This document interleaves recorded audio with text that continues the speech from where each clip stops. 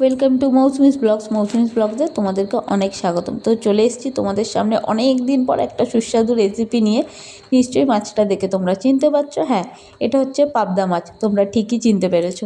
তো পাবদা মাছটা আমি সুন্দর করে ছাড়িয়ে নিয়ে নুন হলুদ মাখিয়ে নিয়েছি।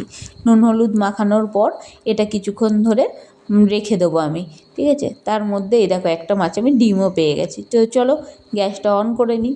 গ্যাসটা এবার আমি অন করে নিলাম। অন করে নিয়ে আমি কড়াইটা গ্যাসের ওপরে বসিয়ে দিলাম। হ্যাঁ, একটু কড়াইটা গরম হয়ে গেলে তারপরে আমি তেলটা দেবো।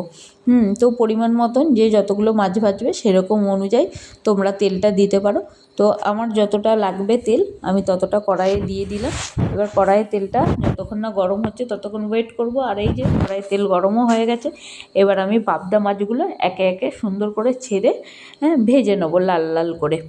তো সবাই পাবদা মাছ যখন সাবধানে ভাজবে, কারণ পাবদা মাছ তো ফাটে। তো যাই হোক, এবার আমি মাছগুলো এক এক করে ভেজে নিলাম। এই দেখো লাল লাল করে সুন্দর করে মাছগুলো ভাজা হয়ে গেছে। এবার কড়াইয়ের মধ্যে যেই তেলটা রয়েছে সেই তেলটার মধ্যেই আমি দিয়ে দিলাম কালো জিরে। তোমরা তোমাদের যতটা ইচ্ছে ততটা কালো জিরে দিতে পারো। তার মধ্যে দুখানা শুকনো লঙ্কা আমি চিড়ে নিয়েছি, ফাটিয়ে নিয়েছি। শুকনো লঙ্কাগুলো আমি এবার কড়াইয়ের মধ্যে দিয়ে দিলাম। তারপরে একটুখানি হালকা করে এবার একটু খুন্তি দিয়ে তেলটা নাড়িয়ে নিলাম। তারপরে কি করব, এর মধ্যে একে একে এই দেখো আমি সুন্দর করে আলু কেটে রেখেছি। আলুগুলো লম্বা লম্বা করে কাটতে হবে, দেখতেও ভালো লাগবে। তো লম্বা লম্বা করে আলুগুলো কেটে আমি জলে ধুয়ে রেখে দিয়েছি ঝুড়িতে জলটা ঝরার জন্য। তো জল ঝরে গেছে। এবার এই আলুগুলো আমি একে একে কড়াইয়ের মধ্যে ছেড়ে দিলাম। দিয়ে এবার আমি আলুগুলো সুন্দর করে ভেজে নেব। কিন্তু আমি প্রথমে হলুদ দেবো না, আমি নুন দিয়ে কিন্তু ভেজে নেব। আমি হলুদ কিন্তু একটু পরে যখন লাল লাল হয়ে যাবে তখন আমি হলুদ দেবো। তো এই যে এবার একটুখানি সুন্দর করে ভেজে নিচ্ছি আলুগুলো। এবার আমি তেজপাতা দিতে ভুলে গেছিলাম প্রথমে, তো তার জন্য আমি তেজপাতা দিয়ে দিয়েছি। তোমরা যখন শুকনো লঙ্কা কালো জিরেটা দেবে তখনই কিন্তু তেজপাতা দিয়ে দেবে।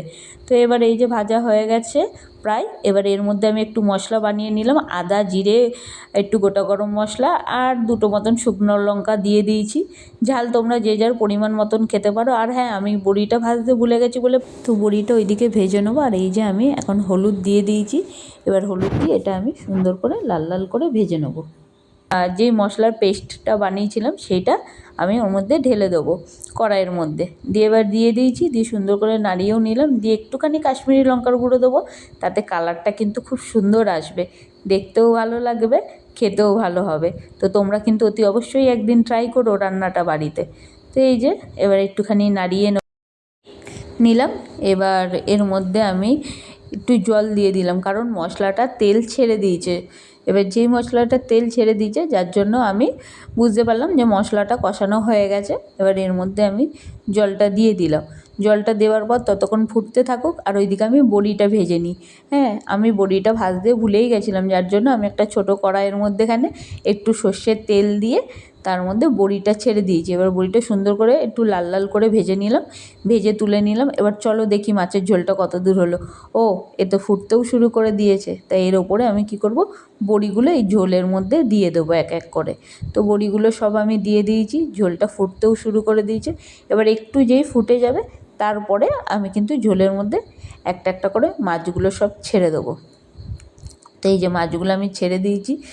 হ্যাঁ, মাছ ছেড়ে দিয়েছি। এবার এটা একটু ফুটতে থাকবে। ফোটার পর নামানোর সময় অতি অবশ্যই তোমরা কিন্তু গরম মশলা দিও। আমি গরম মশলা দিয়েছি, কিন্তু আমি সেই ক্লিপটা করতে ভুলে গেছি। তো তোমরা নিশ্চয়ই একদিন ট্রাই করো, ট্রাই করে আমাকে বলো কেমন হয়েছে আদা জিরে বাটা দিয়ে পাবদা মাছের ঝোল। আবার দেখা হচ্ছে নেক্সট ভিডিওতে, আবার কোনো একটা রেসিপি নিয়ে তোমাদের সামনে আসবো। আর হ্যাঁ, প্লিজ চ্যানেলটা একটু ফলো করে দিও। আর হ্যাঁ, ইউটিউবে একটু সাবস্ক্রাইব করে দিও।